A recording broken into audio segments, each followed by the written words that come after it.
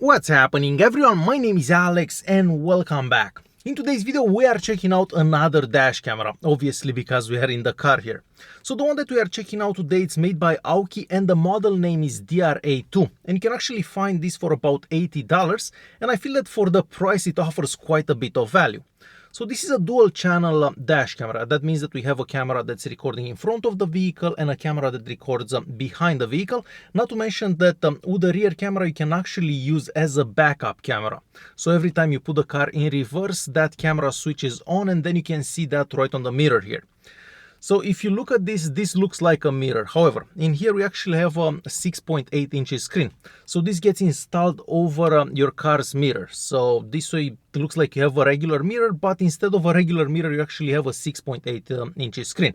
And as I said, you can use this as a mirror. So the screen turns off after a minute or 3 minutes or 5 minutes, and then you can just use this as a mirror. But if you need to turn it on, there is a button at the bottom here. You can just press that button and then the screen comes on. Or if you reverse, the screen comes on by itself. Alright, so we're gonna start with a very quick unboxing. In the box we basically get the main unit. The main unit records in 1080p. So you have the camera sitting right here and you can actually adjust the camera left, right, up or down. So it really depends how you have it set on the mirror inside your car, and then you can just adjust the camera so you can get the correct image on the camera. And then we get the charging cable for this. The charging cable is long enough so you can put it around the car and all the way to the charging plug. And then we have the cable for the rear camera. Now the rear camera is a bit more difficult to install. Well, difficult. It really depends on the car that you are installing it on. For example, we installed this one on a Honda Civic, and we don't have to drill any holes, and we actually installed the camera itself onto the bracket for the license plate. So we didn't have to actually make holes anywhere in the car itself, which is great.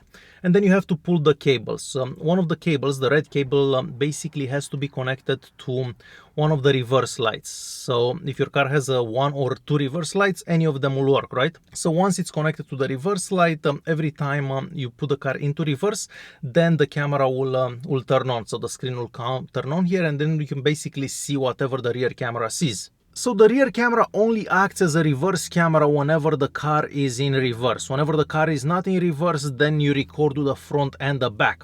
With the back camera, you can only record in 720p. So the front records in 1080p and the back in 720p. But that makes sense because the whole system is kind of cheap, so I wasn't actually expecting anything higher for the rear camera. However, you can still see whenever you're backing up and all the traffic behind you and so on. And that takes us to checking out some sample footage that I've done with the front and with the back. So I guess we're gonna start with the front and we're gonna see some daytime recordings and some nighttime recordings, and everything that you're about to see was recorded in 1080p. And after that we're gonna move on to some recordings done with the rear camera, and everything recorded with the rear camera was done in 720p. So we'll check those out and I'll be right back after.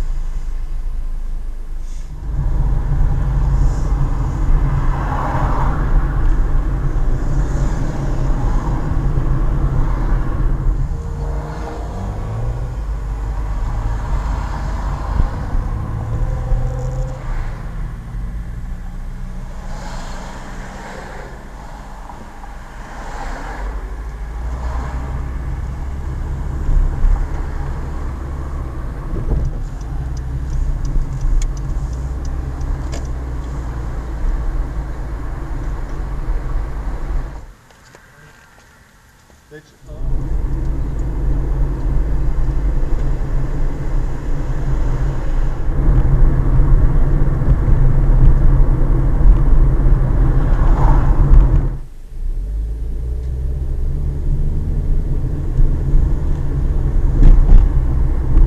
and as you've seen for yourself, the recordings done with the front-facing camera during the day look quite good, and you can clearly see the license plates. At nighttime, the recordings aren't as good, but I was kind of expecting that, mostly taking in consideration the price of the camera, because for $80 we usually get just one camera, but now for $80 we get two cameras, one that records in the front and one in the back.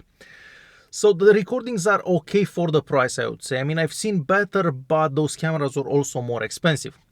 Now, the recordings done with the rear camera aren't as amazing, obviously, first of all, because they're done in 720p, but you can still see the license plates mostly during the day. At nighttime is a bit challenging because you have all those lights reflecting, like pointing right into the camera, so it's a bit difficult to see the license plates, but in certain situations you can still see the license plates recorded with the rear camera. So for the price, I think the recordings do look quite good. Alright, so going back to the main unit for a bit, as I mentioned many times before, we have a 6.8 inches screen here, and this is also a touch screen, and from this touch screen you basically adjust all the settings, and you can also adjust the brightness. Now, you're probably gonna have to use it at the maximum brightness, because during the day it's a bit difficult to see. At night you can see it very nice at the minimum brightness, but during the day you'll definitely need the maximum brightness. Like most dash cameras, we have a parking monitor, so if the camera will sense any sudden movements, it will record. We have a motion detector and of course a gyro sensor, and that means that the camera will save any files whenever it senses any sudden movements, and that's great because those files will be protected and they will not be overwritten by the next files. The main unit gets installed onto your car's mirror with these rubber bands, and you get 4 of these in the box, but you only need 2 of them. I guess 2 of them are just in case these ones break, and you basically attach this over your mirror, and it covers your mirror, and this becomes your mirror. As I said earlier, installing the rear camera is a bit more challenging, mostly because you have to connect that red cable to your reverse light. But other than that, it is a very straightforward process. You just have to pull the cable around the car all the way to the back, and that's pretty much it. So very simple. And if you don't want to use the rear camera as a reverse camera, you can just skip that red cable, which is the most difficult part. So there you have it. This is the Aukey DRA2. And as I said earlier, for about $80, I feel that this offers really good value because we don't usually get a camera that films in the front, in the back, and that's also a backup camera. We usually get a camera that films in the front and one in the back, but without a backup camera, because most dash cameras don't have a screen, like a backup screen as this one. So something very unique.